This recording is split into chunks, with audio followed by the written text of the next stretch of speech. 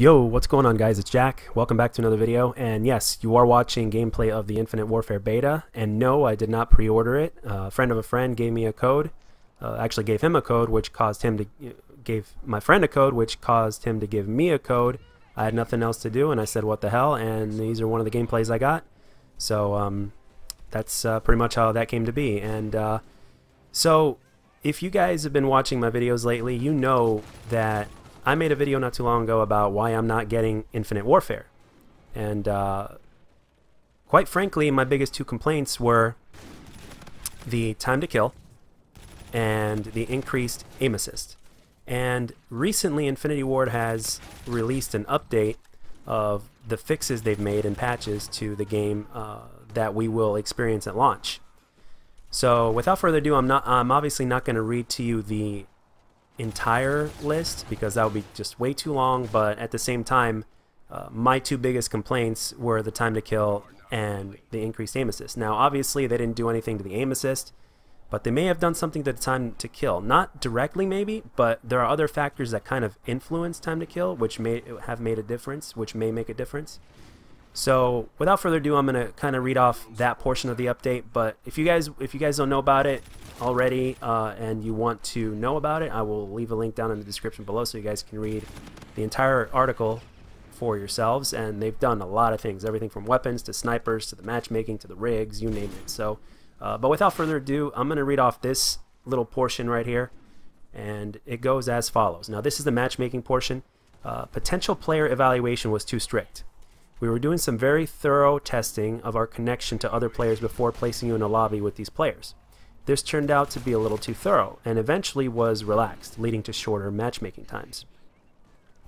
Incorrect geographic categorization. There was an issue in our geolocation system which was causing some players to be incorrectly categorized. This was also resolved during the beta, improving matchmaking times. Dead lobby cleanup. The process which cleans up unused or dead lobby information from our backend was taking too long. This was causing a number of slowdowns when searching for a match.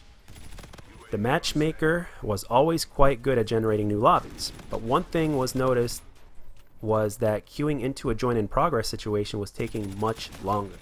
This was due to some issues in the way we track information about the lobbies that are currently playing a match. These issues were also addressed during the beta and sped up to join the progress case immediately. So that's one part, but here is where it gets interesting. TTK, time to kill, engagement. We know a lot of you had different experiences with the time to kill during the beta.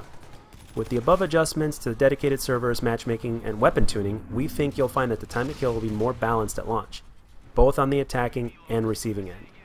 We'll continue to monitor and balance throughout the year as needed, and would love your feedback in the process. We're always looking at time to kill and will continue to balance and monitor. The next one is dedicated servers. Now this plays a big deal as well because it's basically connection based. One of the major infrastructure changes we made this project was how dedicated server allocations work.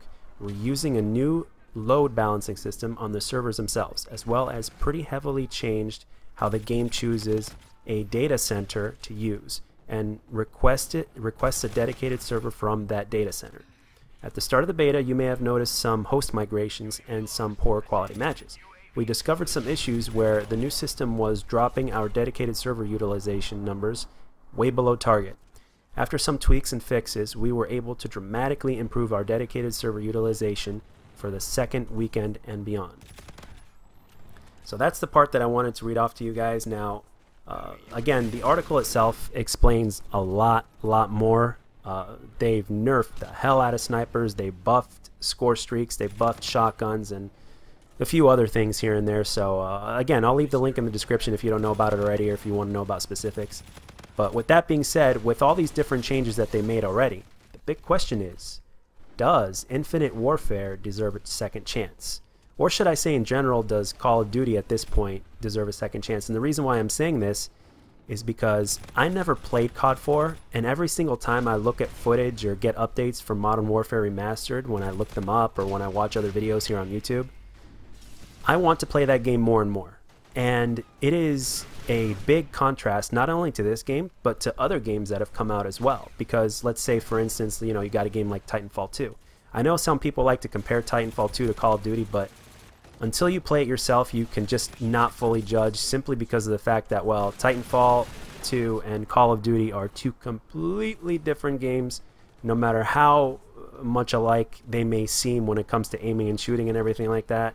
Trust me, they are two completely different games in terms of the way they feel and the way they play as well, and how the games work. So, with that being said, like I said before, I am extremely interested in playing Modern Warfare Remastered, but, you know, the thing is, will they release it separately?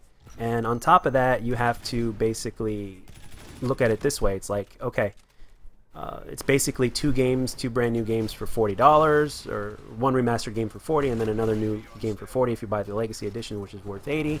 And quite frankly, if they do improve this game, it will be a little bit more fun to play, and you can just think of this game as a bonus if it's not the main one you want to play.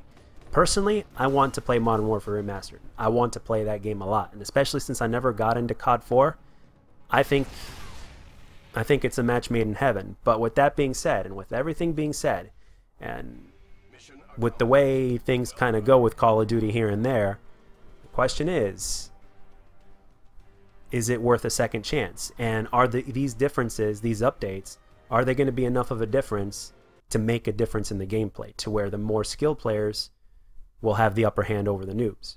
Because as far as the beta is concerned, I mean, you could basically expect to die 2 to 3 times as much as you normally do, because of the randomness, because of the time to kill, and the aim assist, and the connection, and all these things. But according to them, they've been addressed. At least a handful of the issues have been addressed. So the question is, will it make enough of a difference, and does the game deserve a second chance? And right now I'm on the 50-50 about it. I'm going to go back and forth, and we'll see. Only time will tell. So you guys can let me know in the comment section what you think. And if you guys like the video, let me know. And if you don't, let me know what I can do to make my videos better. And again, comments are always welcome. And I'll see you guys on the next one.